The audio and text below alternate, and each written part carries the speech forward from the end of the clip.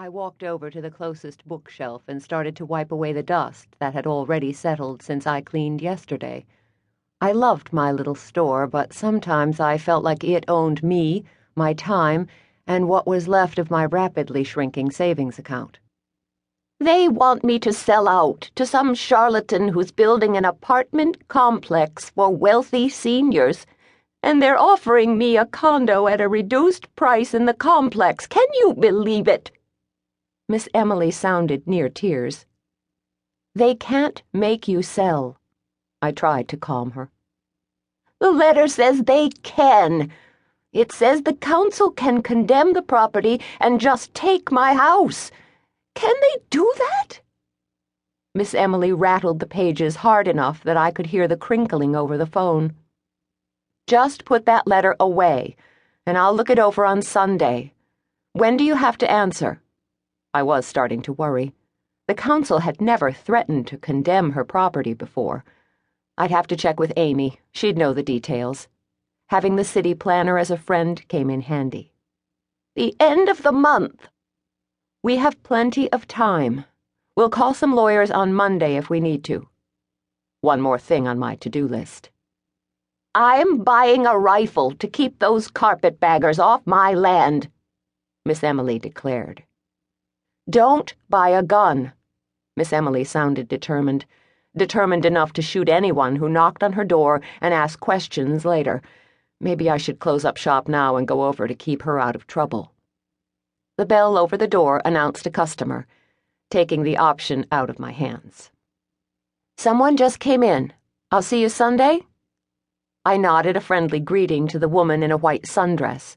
The woman's eyes passed over me as she headed toward the bookshelf filled with local history books. Tourists loved the local charm books, as I called them. I stocked as many as possible, as they flew off the shelf faster than any other category. I focused back on the phone call. I had a couple of minutes before I'd be needed.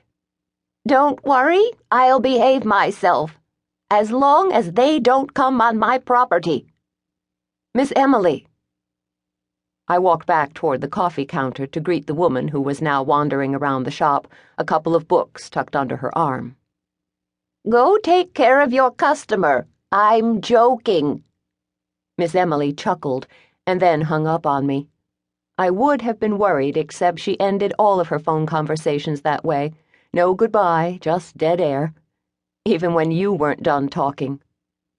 The woman pushed her Jackie O-inspired sunglasses to the top of her flowing blonde hair. She portrayed a more Hampton feel than Central California coast girl. What a quaint little bookstore. The fashion Barbie leaned down to her purse and talked into the bag. What the heck was she doing? Today was turning out to be anything but slow. Working with people made me like my books so much more. I put on my retail smile. Can I help you? The woman jumped as she turned to the sound of my voice. Oh, there you are. Precious and I didn't think anyone was here. She walked toward the counter, books in hand. Precious? She'd named her purse? Precious, I'm sorry, I didn't get your name. The crazy Barbie clone focused on me. Jill Gardner. I'm the owner.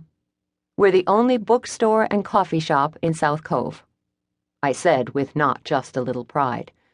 I loved the little shop I had built over the last 5 years.